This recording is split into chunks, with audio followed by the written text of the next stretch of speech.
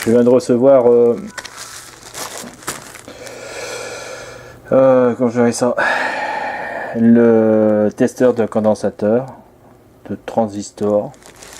Je me demande bien comment ça marche d'ailleurs. Voilà. C'était emballé sur du papier comme ça. Et ça. Plus une autre feuille qu'ils enveloppaient le. Non, ça c'était les vis. Ils sont là. Plus une autre feuille qui enveloppait ça. Et ça, il y a la protection 0. Hein. Désolé. Ouais, c'est ça. Voilà. La protection quand même limitée. Hein.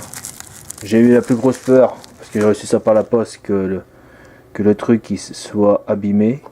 Mais par contre il est rayé. Il n'est pas cassé. C'est de la chance. Hein. Ouais. Donc ça c'est plus ou moins emboîté. J'ai peur. J'ai vraiment pas de... La tresse qui est ici. C'est effrayant quand même. Bon, je l'ai pas acheté cher. Pas de feuille de montage. Bon. On va faire ça par déduction. Hein.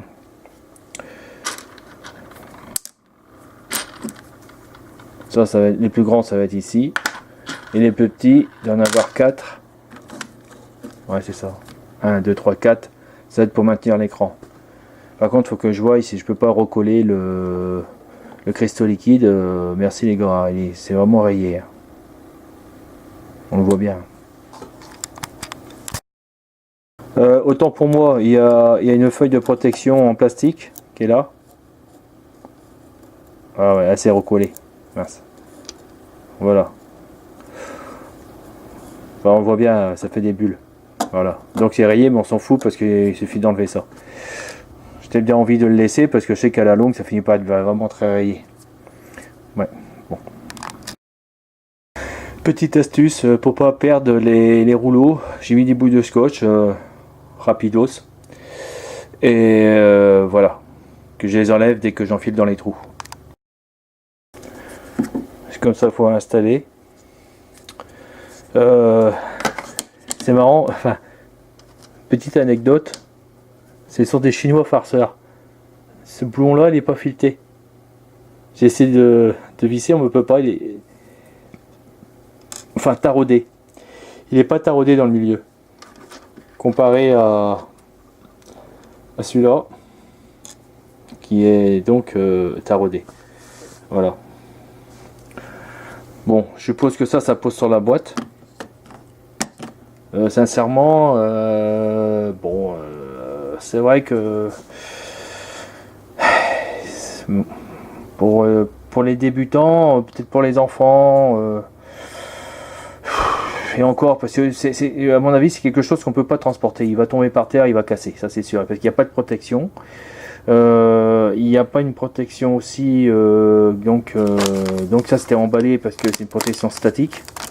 C'est un papier spécial antistatique. Regardez, il s'est percé là. Il a souffert ce truc. Si ça marche, j'ai de la chance. Hein. Et donc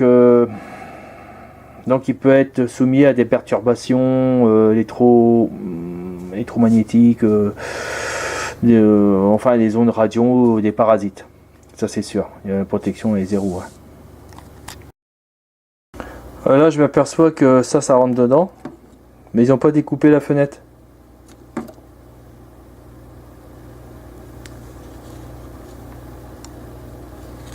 C'est du PVC. Ah, j'ai une idée. Peut-être qu'il y a une protection. Ce truc-là doit s'enlever. Bon, voilà. Je n'ai plus qu'à enlever l'autre côté.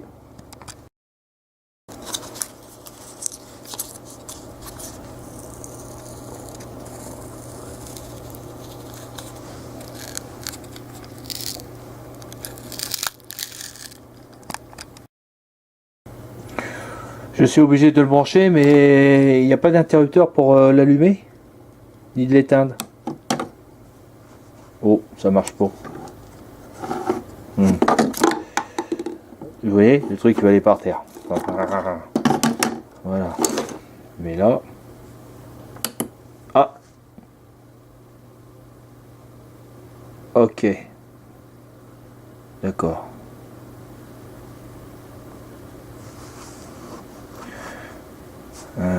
Peut-être qu'il s'éteint automatiquement.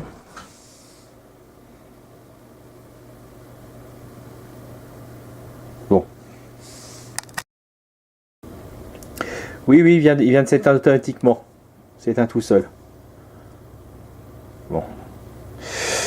Je me méfie un petit peu parce que c'est un peu dommage de changer les piles tous les mois, quoi. J'aurais préféré mettre un inter. Bon, je peux rajouter un interrupteur, mais est-ce que ça va pas occasionner des problèmes? Je sais pas, peut-être l'endommager parce que voilà quoi. Je sais pas, je me pose la question. C'est assez laborieux pour le mettre. Bon, j'ai bien fait pour enlever tous les papiers sur le côté. Ouais, disons que c'est joli quoi. Enfin bon, c'est un luxe. Assez laborieux pour mettre les trucs dans le trou. À tel point que je préfère aller tout doucement. Voilà. Bon, l'écran là pour l'instant je l'ai pas collé. Alors, je verrai après. Je vais plutôt l'essayer comme ça. Je vais mettre les vis en attendant. Et voilà. Bon, alors c'est pas bon, c'est clair que c'est pas étanche et ce n'est pas anti-choc. Ça c'est sûr. Bon, avec un pistolet à colle, je pourrais coller l'écran en attendant. La pile, elle est pas maintenue, hein. Bon, elle peut frapper. Bon, c'est peut-être qu'en mettant de la mousse un peu sur le côté, là, on pourrait peut-être améliorer la boîte. Bon. Voilà, j'ai plus que mettre 3 vis en attendant, hein. Je les ai pas serrées. Je vais les démontrer parce que pour l'histoire de l'écran. Puis voir plus tard si je vais... Parce que là c'est sur un autre projet, là j'ai plusieurs projets, c'est la folie. Ouais, c'est le projet d'Arduino sur la porte robot que ça fait au moins 2 ans que je suis dessus. Et j'ai une autre solution. Enfin bon, bref. Alors donc, ouais c'est bon. Donc sur YouTube il y a quelqu'un qui a expliqué à peu près comment on les met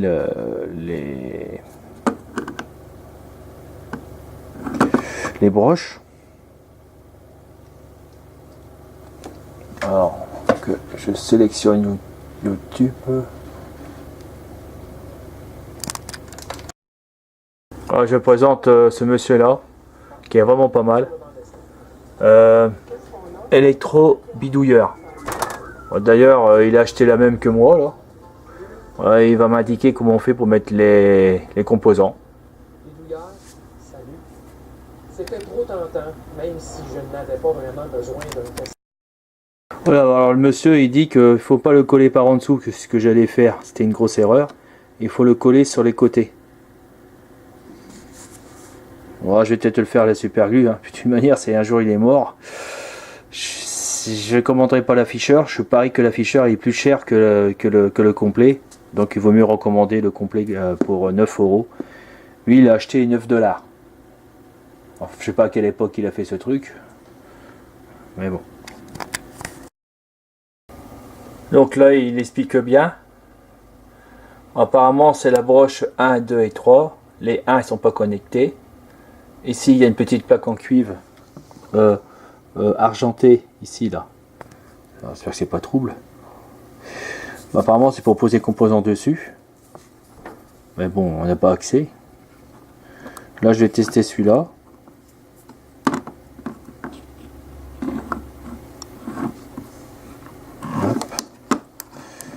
Là. Que je coupe parce que tout va tomber. Apparemment il y a les broches 1 et 2 et 3. Il est marqué ici en blanc. Ici c'est marqué en blanc là. Apparemment on peut le mettre n'importe où. C'est comme ça, c'est bizarre. Et lui il repère les broches automatiquement.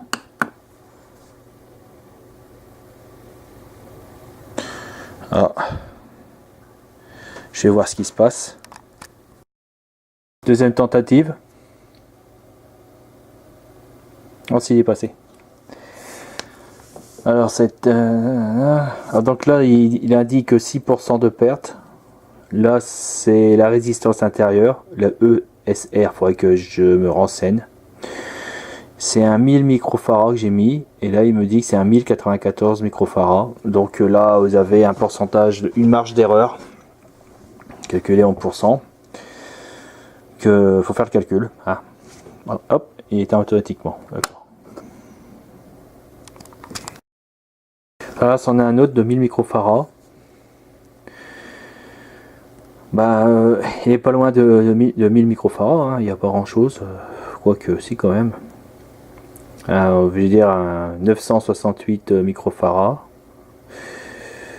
Il en manque 32. Ah.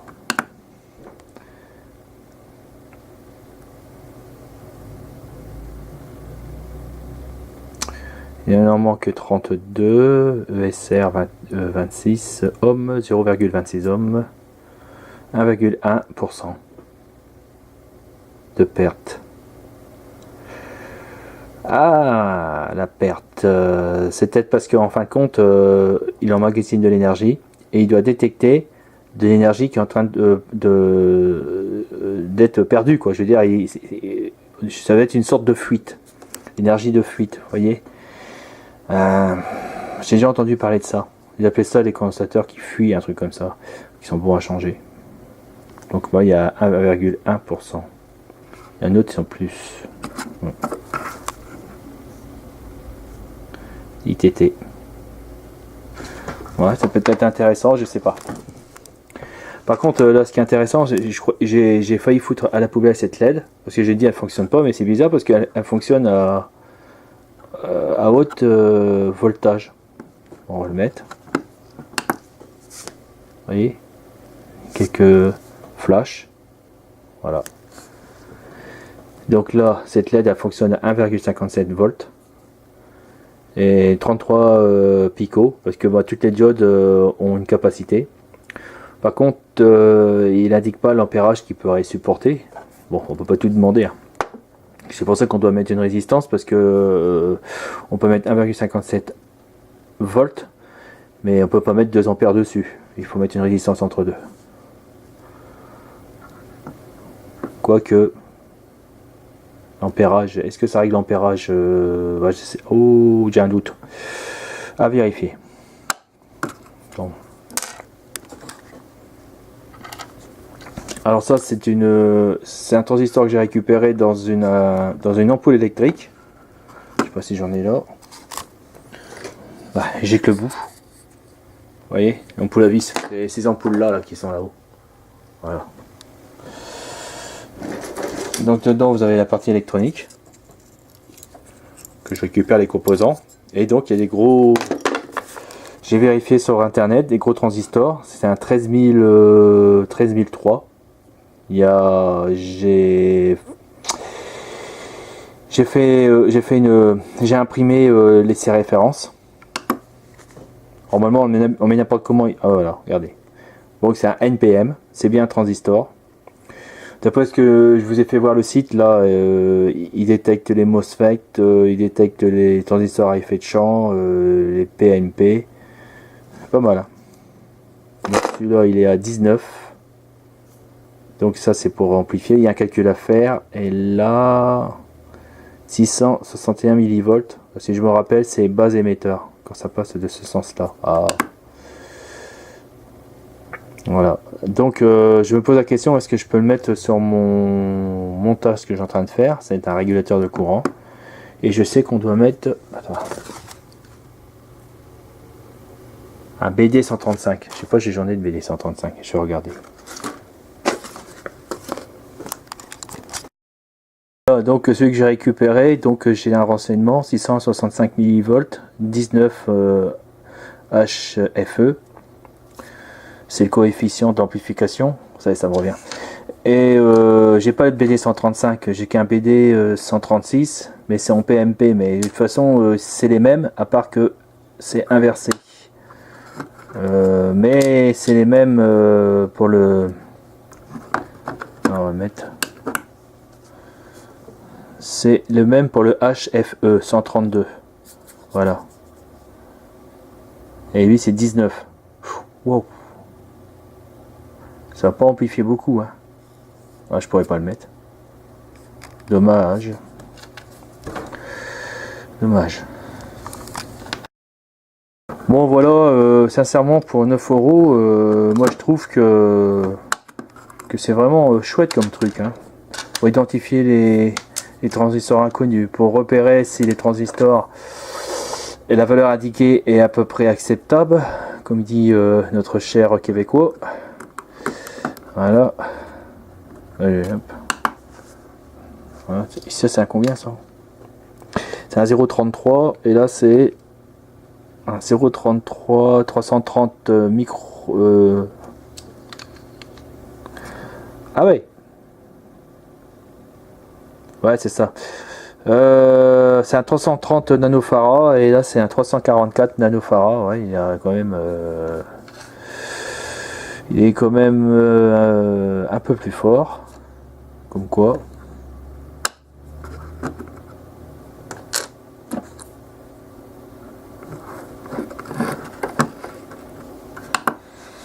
Ça va être le même celui-là je crois.